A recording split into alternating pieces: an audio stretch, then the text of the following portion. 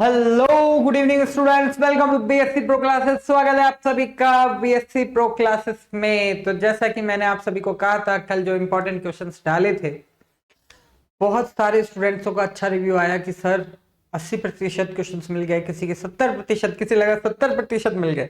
जैसे 70% हुआ उसे लगा 70% हो गए, जैसे 60% हुए जिससे तो उसने बोला सर 60% हो गए।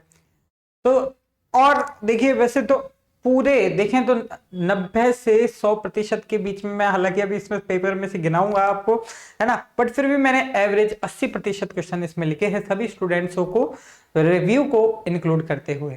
ठीक है, और देखिए स्टूडेंट्स, क्वेश्चन कैसे उठा है, टॉपिक वही है जो हमने आपको कराए थे, है ना भाई, टॉपिक वही है जो मैंने आपको कराए थे। लेकिन यहां पे देखिए, बहुत से बच्चे जो लैंग्वेज है, लैंग्वेज नहीं पकड़ पाए क्वेश्चंस की, है ना। जो कुछ बच्चे लैंग्वेज नहीं पकड़ पाए तो वो कहना है कि सर क्वेश्चन तो मिला ही नहीं, जबकि बेटा क्वेश्चन वही है, बस उसने नाम बदल दिया, है ना। जैसे एक होता है, एक आपकी कॉलोनी का एक लड़का है, जैसे गोलू, गोलू तो आप इसको गोलू के नाम से जानते हैं। फिर आप इसके स्कूल पहुंच जाओगे ना, तो आप कहोगे कि भाई इसका नाम क्या है, तो फिर वो कहेंगे भाई आप गोलू गोलू नाम बोलोगे तो वो आपको नहीं मिलेगा। जब आप उसकी स्कूल जाओगे, उसकी कॉलोनी वाले लड़के के, तो वहां पे उससे कहेंगे कि भाई ये रमेश है, ये सुरेश है, तो उसके नाम से वो जाना जाएगा। तो भाई इसलिए उसके जो भी व्यक्ति है उसके बारे में पूरी कंप्लीट नॉलेज होनी चाहिए। तो इसलिए मैंने पहले ही कहा था, जो क्वेश्चन करो उसे अच्छे से करके जाना, क्योंकि लैंग्वेज घुमाने में भाई आपको बिल्कुल एज इट इज क्वेश्चन तो मिल रहा है, वो टॉपिक मिल रहा है, लेकिन नाम वो ओनली चेंज कर रहा है ना। जैसे राम ने रावण को मारा और रावण राम के द्वारा मारा गया। एक्टिव वॉइस, पैसिव वॉइस, देखिए दोनों में अंतर हो जाता है टॉपिक एक ही बात। तो वैसे ही इन चीजों में आप लैंग्वेज को पकड़ना सीखिए क्वेश्चंस में, तो आपको बिल्कुल वही चीजें नजर आएंगी। तो इसलिए मैंने बिल्कुल मेन पॉइंट जो स्टूडेंट्सों के मन में था, अब देखिए, अब मैं आपको बताता हूं। देखिए किस प्रकार से आप खुद ही बता दीजिएगा कि भाई कितने प्रतिशत मिला, और कमेंट बॉक्स में टाइप करिएगा, है ना। बिल्कुल आप, और पिछली वाली वीडियो भी आपके पास है, आप उसको देख सकते हैं, मैंने कोई डिलीट नहीं किया उसे, आराम से आप देखिएगा। ठीक है, अब यहाँ पे देखिए, ये आपका पेपर है आज का। चलिए छोटे क्वेश्चंस देखिए, ग्रेफाइट विद्युत के सुचालक क्यों होते हैं, कार्बन के अपर रूपों में से, हालांकि अपन ने कराए थे, छोटे क्वेश्चन ही है आप सभी को। देखिए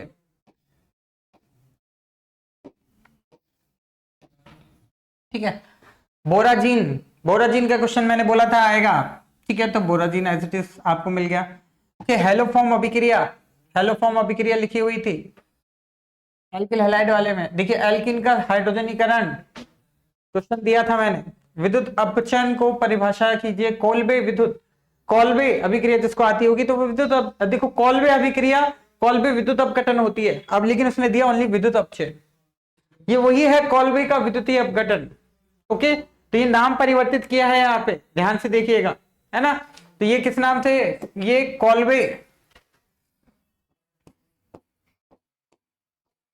रिएक्शंस है ये। ओके, जो कि मैंने आपको नोट करके दिया था, बस नाम बदल के आया है ये। आइसोटोन, सम न्यूट्रॉनिक को इंग्लिश में क्या कहते हैं, आइसोटोन्स, है ना, आइसोटोन्स, सम न्यूट्रॉनिक। सम न्यूट्रॉनिक पूरा हिंदी रूपांतरण हमने लिखा रखा था उसमें, लेकिन ये क्या है, आइसोटोन्स। बस हिंदी से क्या कर दिया, इंग्लिश में नाम दे दिया। ठीक है, अब यहाँ पे देखिए, इसने लैंग्वेज के साथ बहुत आपके, आप खुद देखोगे कि भाई लैंग्वेज वही है, आप खुद एक बार सर्च करोगे ना उसे, तो आपको खुद पता चल जाएगा कि अरे हाँ सर ये तो वही था। अब ये याद दिलाना पड़ता है, कोई नहीं, शक्तियों को। क्षारीय धातु प्रबल अपचय क्यों होती है, क्वेश्चन मैंने करवा रखा है as it is. Okay, P block की ऑक्सीकरण अवस्था, भाई मैंने बोला था ऑक्सीकरण अवस्था से क्वेश्चन आएगा, सबकी ऑक्सीकरण अवस्था बतानी थी। अवस्था फलन, पथ फलन, मोलल उन्नयन स्थिरांक किसमें से आया, कॉलिगेटिव प्रॉपर्टी में से क्वेश्चन उठा है, मोलल उन्नयन स्थिरांक के भी।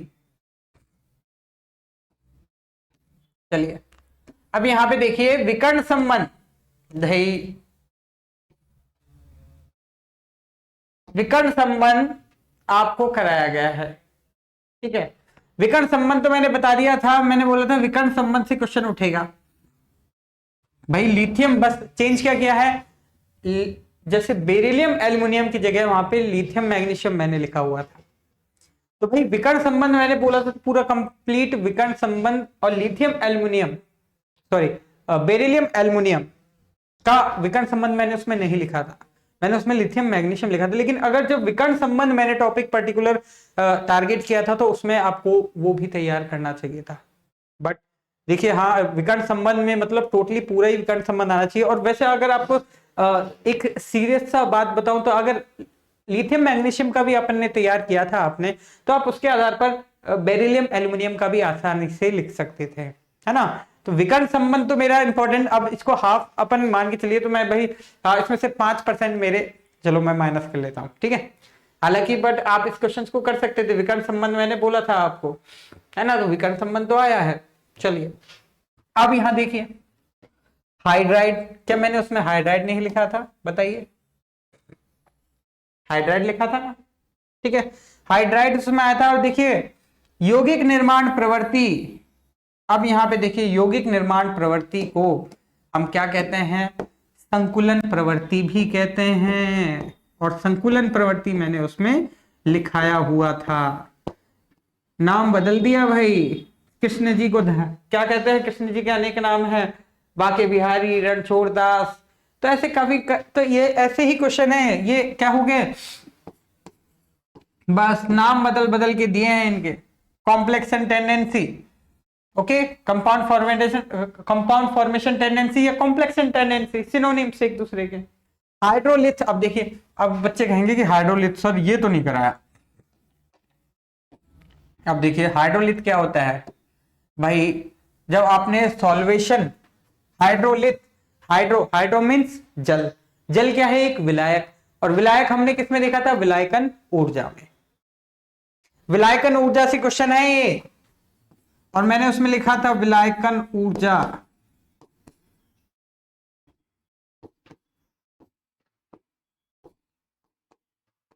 जिसने विलायकन ऊर्जा की होगी उसको हाइड्रोलिथ मिल गया हो, जिसने पढ़ा होगा ना विलायकन ऊर्जा को तो उसे हाइड्रोलिथ जरूर मिल जाता, उसमें से क्वेश्चन उठाएगी। अब बताओ अब क्या कर सकते हैं इसमें, है ना। अब जो स्टूडेंट्स पूरा पढ़ के गया होगा वो 100% करके आए। अब यहाँ पे देखिए मुझे स्टूडेंट्स ने ही भेजा है। अब यहाँ पे देखिए आयनीकरण क्षमता, भाई ये तो पढ़ने ही थे, आयनीकरण क्षमता ये सब, ये तो मैंने बताई थे आपको कि भाई ये तो आपको तैयार करने ही करना है कि भाई आयनीकरण क्षमता, इलेक्ट्रॉन बंधुता, इलेक्ट्रॉन नकारात्मकता, भाई मीन्स इलेक्ट्रॉन ऋणात्मकता। अब देखिए इसने नकारात्मकता लिख दी, हालांकि नकारात्मकता तो गलत वर्ड है नकारात्मकता तो गलत वर्ड है ना। इस वर्ड में मैं मानूंगा कि भाई ये वर्ड में क्या है, थोड़ी गलती है, इसमें ऋणात्मकता वर्ड आना चाहिए था, ठीक है। तो ये हालांकि आपको थोड़ा सा समझना चाहिए कि भाई इलेक्ट्रोनेगेटिविटी पर ऐसे क्वेश्चन पेपरों में जो इंग्लिश वर्ड लिखे रहते हैं उन्हें ही सही माना जाता है, और इंग्लिश में सही लिखा है इसने इलेक्ट्रॉन नेगेटिविटी, ठीक है। तो इलेक्ट्रॉन नेगेटिविटी बिल्कुल सही वर्ड है, तो उसने बिल्कुल परफेक्ट, इसलिए इंग्लिश वर्ड इसमें सही माना जाएगा। इसलिए मैं आपको हिंदी और इंग्लिश हम बायलिंगुअल लैंग्वेज देते हैं ताकि आप क्वेश्चन को समझने में बिल्कुल भी गड़बड़ ना करें।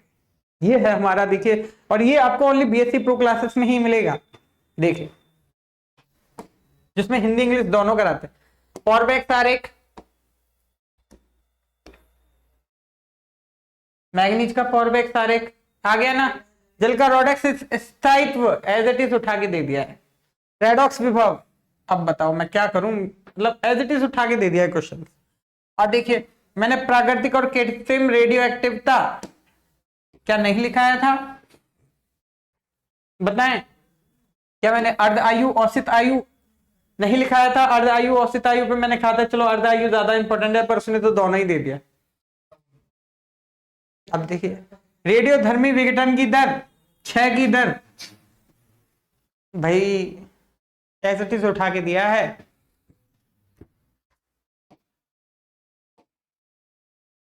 अब यहां पे देखिए नेक्स्ट है कोरे हाउस संश्लेषण, बिल्कुल नेम रिएक्शन तो सारी मैंने लिखाई थी, हाइड्रोबोरोनीकरण, जिसने जितनी नेम रिएक्शन तैयार की होगी उसको उतना मिल गया होगा। नेम रिएक्शंस मैंने सब उसमें इंपॉर्टेंट लिख दी थी भाई। E1 E2, हाँ ये क्वेश्चन जरूर है E1 E2 वाला, जो विलोपन अभिक्रिया है ये मैंने नहीं कराया था। आई एक्सेप्ट दिस, ठीक है। अब कॉल्बे विद्युत अपघटन की अभिक्रिया लिखी है। देखिए ये क्वेश्चन शॉर्ट में भी पूछा है और लॉन्ग में भी पूछा है।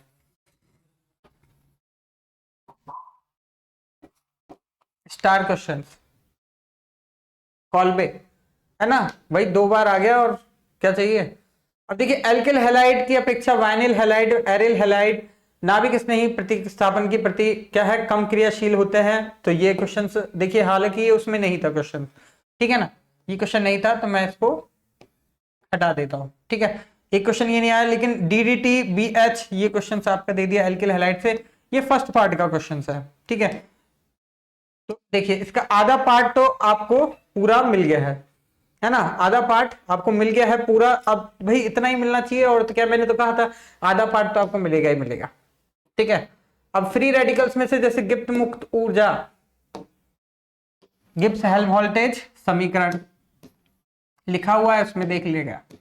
गिब्स मुक्त ऊर्जा, गिब्स हेल्महोल्ट्ज समीकरण और इसकी सार्थकता क्या है, ये पूरा क्वेश्चन कराया हुआ है मेरे। अभिक्रिया समायतनिक प्रक्रम, समायतनिक जो वक्र है, आइसोथर्मल आइसोकोर रिएक्शंस है वो पूरी करवानी थी।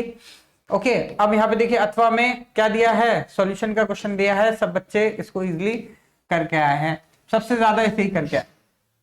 परासरण दाब निर्धारण, ओके, आप परासरण दाब का परिकलन फार्मूला रख के आप निकाल सकते थे। वाष्प दाब अवनमन व हिमाग अवनमन में जो संबंध है वो स्थापित कीजिए, तो वो भी मैंने स्थापित करके उसमें बता रखा था पूरा। Okay clear. तो ये सारी चीजें थी जो आपको करनी थी। पूरा पेपर आप देखोगे ना तो कम से कम अकॉर्डिंग टू मी, तो अगर मैं मान के चलूं देखें तो 85% से 90% तो हूबहू आपको पेपर तो पूरा हूबहू मैच कर रहा है, लेकिन इसमें से आप जो इतना पेपर बताया था पूरा 100% के क्वेश्चन आप कर सकते थे। जो बच्चे अगर पूरे तैयार करके जाते तो 100% मार्क्स के क्वेश्चन तैयार कर सकते थे, ठीक है ना भाई। पेपर एक तो होता है पेपर और एक होता है नंबर। पेपर तो 80 से 90% मैच कर रहा है, लेकिन आप उसमें नंबर 100% ला सकते थे, क्योंकि आपको उतने क्वेश्चंस क्या है पूरे के पूरे मिले थे। आप पैटर्न को समझिए, ठीक है। तो 80 जो आप 80% पूरे पेपर जो पूरा मैच किया है उसमें से आप 100% नंबर लेके आ सकते थे, क्योंकि आप एक पार्ट करना था, आपको 2 पार्ट नहीं करने थे, आपको एक पार्ट करना था, और वो एक पार्ट आपको पूरा का पूरा मिला है। तो समझे, तो ये थी बात बेटा पेपर की। तो इसलिए हिंदी इंग्लिश आप दोनों देखा करो इस पेपर में। देखिए जिन स्टूडेंट्स को, क्योंकि काफी स्टूडेंट्स ने पेपर होते ही मुझे कॉल कर दिया, सर बहुत अच्छा गया पेपर, बहुत सर लास्ट टाइम पे हम चलो 70 कर पाए, कोई 60 कर पाया। बेटा मेरा मेन मोटिव था जो बच्चे बिल्कुल हताश हो गए थे, उन बच्चों को कम समय में किस प्रकार से उनकी नाव डूबती को किस प्रकार से तिनके का सहारा दिया जाए, है ना। बाद बाकी प्रिपरेशन तो देखो पूरा साल भर करता है वो बच्चा, वो कभी नहीं घबराता है। लेकिन उन बच्चों के लिए जो कम समय में तैयार करना चाहते थे, ये उन लोगों के लिए था जो साल भर जॉब करते थे, जॉब करते वक्त पढ़ नहीं पाए, और लास्ट मोमेंट पे पढ़ना भी जरूरी है, डिग्री भी जरूरी है। तो ऐसे स्टूडेंट्सों के लिए जिनके बैक लग गई है कोई काम से, या फिर देखिए काफी बच्चे हैं कि भाई 1 साल का पढ़ लिया लेकिन बैक लग गई, बैक के लिए पढ़ने के लिए टाइम नहीं मिला, तो काफी सिचुएशन होती है। सब स्टूडेंट देखिए सबकी परिस्थिति अलग अलग होती है, तो इसलिए हमने ऐसे बच्चों की परिस्थितियों को समझने के लिए, उनकी समस्याओं को समझने के लिए, निवारण के लिए ऐसे क्वेश्चन, इंपोर्टेंट क्वेश्चन डाले थे। हमने यूट्यूब पे डाले थे, फ्री डाले थे, बिल्कुल हमारा इसमें कोई पर्पस नहीं था कि हम ऐसे उसके लिए डालें। हमारी मदद, हमारा मेन उद्देश्य था बच्चों की मदद करना। ओके, तो स्टूडेंट्स आई होप आप समझ गए होंगे कि पेपर किस प्रकार से दिया है, किस प्रकार से बनाया है। और काफी बच्चे ऐसे भी कमेंट करते हैं सर कुछ नहीं मिला। बेटा क्वेश्चन को समझो, हर टॉपिक जो मैंने एक टॉपिक दिया है ना, तो आप उस एक टॉपिक को अच्छे से तैयार करो। जैसे कि द्रोणाचार्य ने कहा था अर्जुन से कि बेटा उस पेड़ पे रखी चिड़िया पे क्या लगाओ, निशाना लगाओ। तो बहुत सारे बच्चे कह रहे थे भाई, युधिष्ठिर बोला कि मुझे तो पेड़ दिखाई दे रहा है, दुर्योधन बोला मेरे को पीछे पहाड़ दिखाई दे रहा है, कोई बोला कि भाई मुझे पेड़ में लगे फल दिखाई दे रहे हैं, लेकिन अर्जुन बोला कि बस मुझे चिड़िया की आंख दिखाई दे रही है। तो हमेशा अपने लक्ष्य के ऊपर पूरा ध्यान रखा करो, है ना। अगर आपको कोई टॉपिक बोला है तो उस पूरे टॉपिक को पूरा बारीक से पढ़ो। कोई टॉपिक अगर कोई क्वेश्चन दिया है तो उसको पूरा पूरा कंप्लीट करके जाओ आप, ये इंपॉर्टेंट होता है। तो इसीलिए आपको अर्जुन बनना है बीएससी में, ओके, और नहीं अर्जुन बनना है, बिल्कुल सटीक निशाना लगाना है, ठीक है ना। इसलिए पूरा तैयार करो। मैं तो अब भी यही कहूंगा जो अब सेमेस्टर 5 में है जिनका भी, अच्छे से तैयार करके जाना बेटा, है ना। क्वेश्चन किस प्रकार से लैंग्वेज बदले, इसको और क्या क्या कहते हैं, इसके और क्या क्या नाम है, किस तरीके से। तो हालांकि वो मैंने आपको एक टॉपिक तो दे दिया, अलग अलग नाम लिखा था तो पेपर बहुत बड़ा हो जाता है और बच्चे तो कहते हैं कि भाई सारा ही सिलेबस दे दिया। सिलेबस सारा नहीं दिया बेटा, इंपॉर्टेंट टॉपिक दिया है जिससे क्वेश्चन उठेगा, वो तो तैयार करना पड़ेगा। एक टॉपिक से आप 4 क्वेश्चन उठा सकते हो अलग अलग नाम लेके, लेकिन वो टॉपिक कॉन्सेप्ट आपका क्लियर है तो चाहे कैसा भी क्वेश्चन दे दे आप उससे कर सकते हो। तो क्वेश्चन को, टॉपिक को ऐसे ही तैयार कीजिए। तो ये था आपका आज के लिए, आज के पेपर से ये सीख मिलती है, और जो अपनी गलतियों से सीख के जाएगा वो लाइफ में जरूर आगे बढ़ेगा। तो अपनी गलतियों से सीखिए, क्या कमी रह गई है उसमें सुधार करते रहिए, ओके। चलिए मिलते हैं, ऑल द बेस्ट।